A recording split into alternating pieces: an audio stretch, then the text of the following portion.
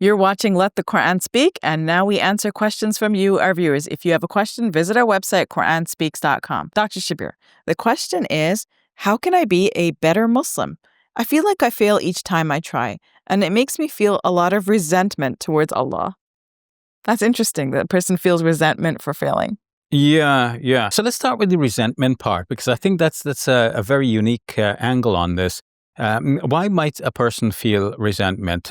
Perhaps if they feel that God has overburdened them with requirements. Like the expectations are too high, Yes, right? They can't ever reach it. So God, right? why you're doing this to me, Yes. sort of thing. But when we understand Islam, Safiya, we realize that God actually has not placed on us more than we can bear. Sometimes if we listen to all of the regulations as put forward in the classical books of Islamic jurisprudence, it could seem overwhelming, especially for a new Muslim. But each person should do what they are able to. The Quran says, "Fattakullaha mastata'tum," fear God or be aware of your duty towards God as much as you're able. And it's mentioned that the Prophet, peace be upon him, said, if I command you to do something, do of it as much as you're able. And if I forbid you from doing something, avoid it as much as you're able. So that means, there's a lot of leeway.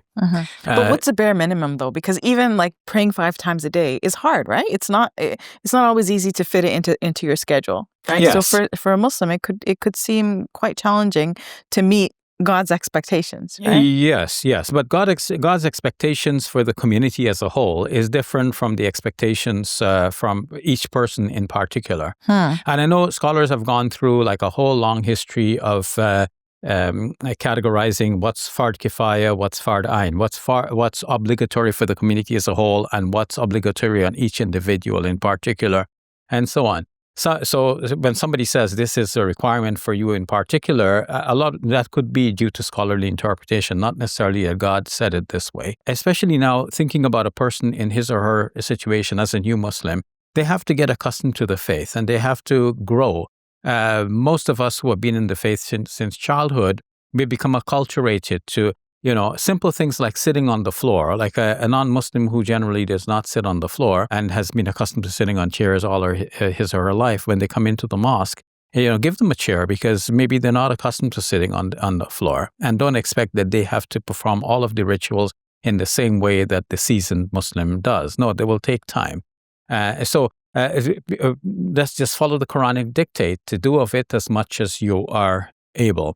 And the Quran assures us God does not hold us responsible for more than we are able to do. And it is even mentioned in terms of sins. God forgives the little sins, right? So it's the major big things. And once a person has decided to steer one's life towards God consciousness, then one is going to avoid the big items, whether one is a Muslim, a Christian, or a Jew, or some other religion. Like, which religion teaches you that you should commit adultery, or you can commit adultery, or theft, or rob and steal, and so on. These are the big sins in Islam. So naturally, as a Muslim, you would avoid all of these things. And then the other things are little things. So the little things, God is going to forgive us, especially when we devote ourselves to prayer, remembrance of God, recitation of the Quran, and so on. Thank you, Dr. Shabir, for that answer. You're welcome. Assalamu alaikum. Welcome to Muslim Media Hub, the new home of Let the Quran Speak. Here we spread positivity and good. We help people experience the beauty of Islam and help them appreciate and understand Muslims. This beautiful building we purchased at cost $2.3 million. Yeah, we've already raised a third of that money, and with your help, inshallah, we can pay off the rest. So we're looking for people who can give $1,000 each. If you can be part of the select group, that's amazing. Otherwise, just please give whatever you can. Every dollar counts. It's our collective responsibility to share the message of Islam with our fellow human beings. Please help us continue this good work. It's a sadaqah jariyah, something that will continue to be a benefit to the Muslim community long after Safiya and I are gone.